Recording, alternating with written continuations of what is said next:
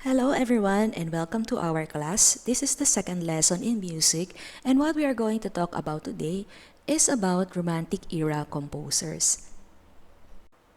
For our learning competency, at the end of the lesson, you will be able to explain the performance practice, which includes the setting, composition, role of composers or performers and the audience during the Romantic period. And for our learning objectives, this lesson aims that the learner will be able to: number 1, explain the performance practice established by famous composers from the Romantic period. Number 2, identify some of the notable pieces composed by famous composers from the Romantic period through listening. And number 3, express appreciation to Romantic pieces composed by famous composers from the Romantic period. Once again, I encourage everyone to take down notes, listen to the lecture, and focus on our discussion because our performance for music will be discussed later and it will be related to our discussion for today. So to have a short recap of what we discussed last time, Romantic period is a period of extreme virtuosity and emotionalism.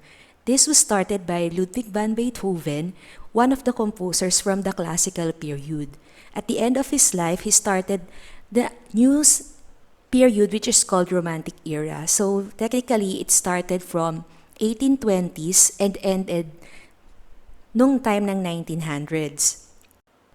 So itong si Beethoven, marami siyang mga composers na na-inspire dun sa kanyang buhay at dun sa manner ng kanyang pagkukompose. Kaya nung panahon ng Romantic period, compared to classical period, mas marami yung mga na-encourage to become composers and musicians because of the life of Beethoven. So kaya nga, yung mga titiskas natin ngayon na Romantic era composers are just some of the hundreds of composers during that time.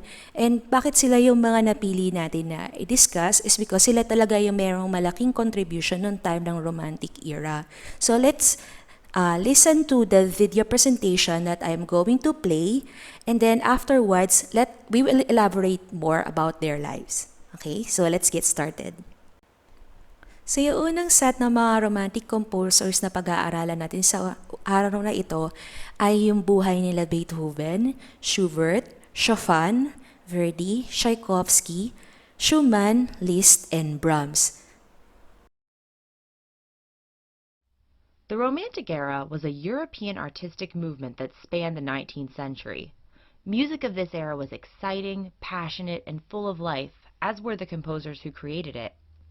This era championed individualism and innovation, and each composer wrote highly acclaimed music in their preferred genres that is still popular with audiences today. Ludwig van Beethoven bridged the gap between 18th and 19th century styles of music. His fiery passion is reflected in his powerful and evocative music. Beethoven's best-known works include the Moonlight Sonata, Für Elise, Ode to Joy, and his Fifth Symphony, all of which he wrote after he began to suffer from severe tinnitus, a condition that eventually caused total deafness. Despite this ailment, Beethoven continued to compose amazing works. After his death, he was idolized as a musical genius by later Romantic-era composers. Franz Schubert was like a 19th century Billy Joel, who is best remembered as a prolific songwriter whose career was cut short by an early death from syphilis. His favorite genre was Lieder, which just means songs in German, but is used in classical music to refer to German songs from the Romantic period for the piano and voice. Schubert loved to sing his Lieder while accompanying himself on the piano at musical parties called Schubertiads. In addition to writing over 600 Lieder, he also composed many instrumental works, including his famously unfinished symphony. Franz Liszt was a piano virtuoso who showed off his skills on trans-European concert tours. A fabulous performer, Liszt really knew how to work a crowd, incorporating flashy hand movements to dazzle his audiences, and often tossing handkerchiefs and gloves to the crowd for fans to fight over. He was very popular, and started a craze nicknamed Lisztomania that swept Europe.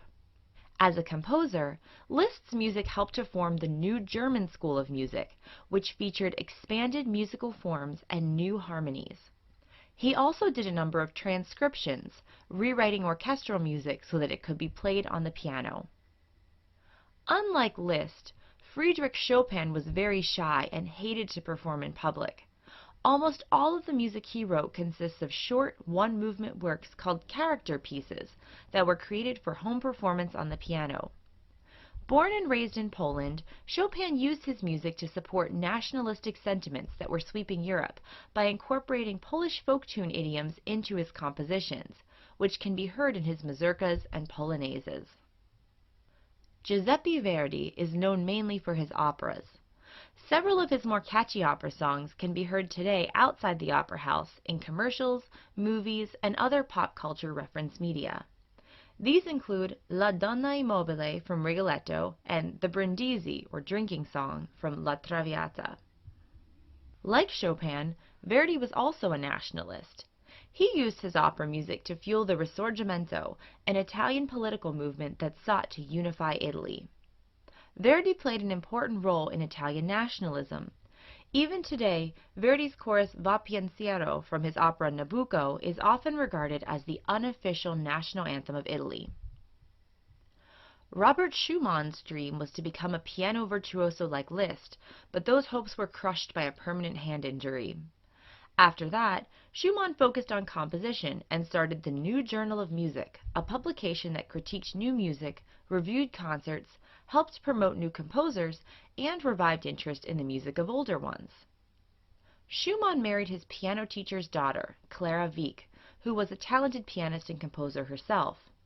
The two had a happy life together until Schumann succumbed to a mental illness that eventually required him to be institutionalized.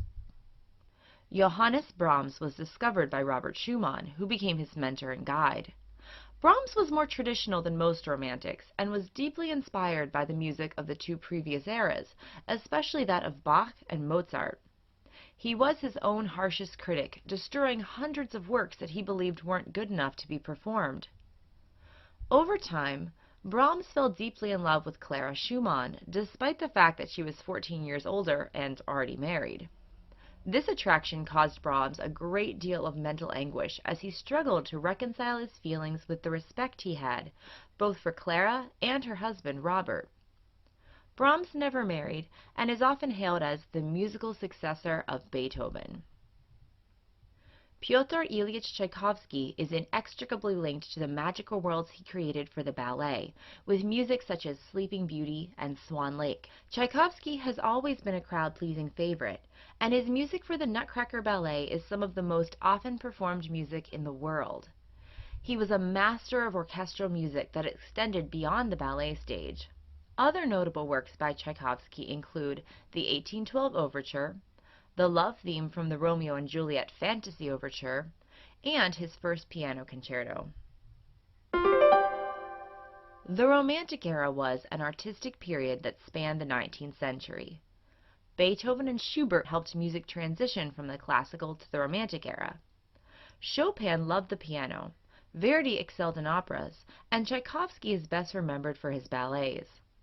Music critics like Schumann challenged people to think about music in a new way, while touring virtuoso performers like Liszt helped to create the rock star status of musicians that persists to this day.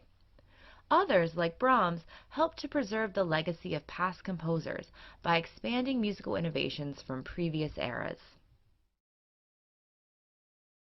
So there you go. So nakita natin, di ba, yung buhay nito mga composers na diniscuss dun sa video presentation natin pinanood. They are very interesting and they really contributed a lot sa music industry. Particularly, dun sila Chopin, sila Tchaikovsky, dun sa ballet nila, si Verdi dun sa kanyang mga opera, si Franz Liszt is one of the greatest piano virtuoso of all time, as well as Chopin. Silang dalawa kasi, yan dalawa nila, lagi na pagko-compare silang dalawa. Because both of them are really good in terms of performance in piano. Si Schubert naman is more on music theory, sa education. And then si Brahms, syempre, sa mga opera niya at saka dun sa mga other compositions, musical compositions niya. Lahat sila, yung mga binanggit natin na yan, marami sila mga ginawa. Pero syempre, lahat ng yon ay inspired by Ludwig van Beethoven. Kaya nga, tinagurian si Ludwig van Beethoven as the giant who bridged the two eras, which are classical era and romantic era.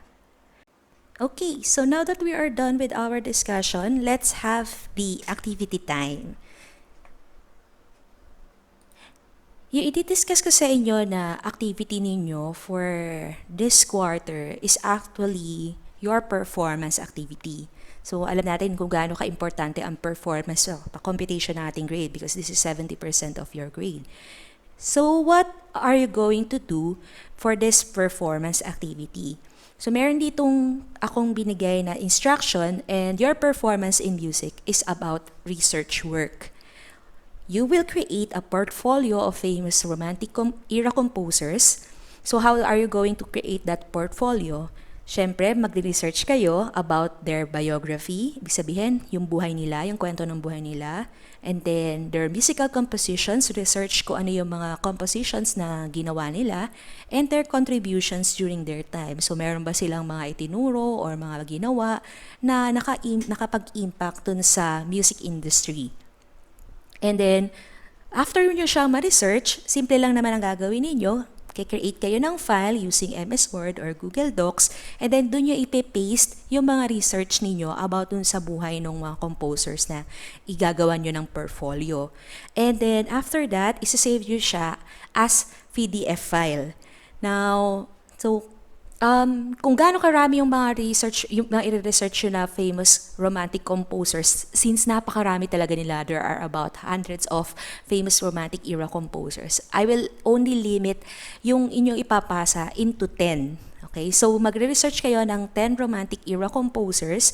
So, yung time frame lang nung mga composers na i-research niyo is from 1820s lang up to 1900s lang. So, yun lang yung scope of time na mga i-research niyo kasi baka mamaya from contemporary period o na yung nagawa niyo or from classical period na. So, again, ang i-research nila is romantic era composers, mga composers na nabuhay from 1820s up to 1900s. Now, if you have any more question about this research work, I will just communicate with me using the chat box or pwede nyo din naman kayong mag-comment dito doon sa post na gagawin ko sa Google Classroom kasi doon nyo ito-turn in yung assignment, yung performance ninyo. Kailan po ang deadline? At the end of the third quarter. So, meron pa tayong ilang weeks bago mag-end ang quarter na to.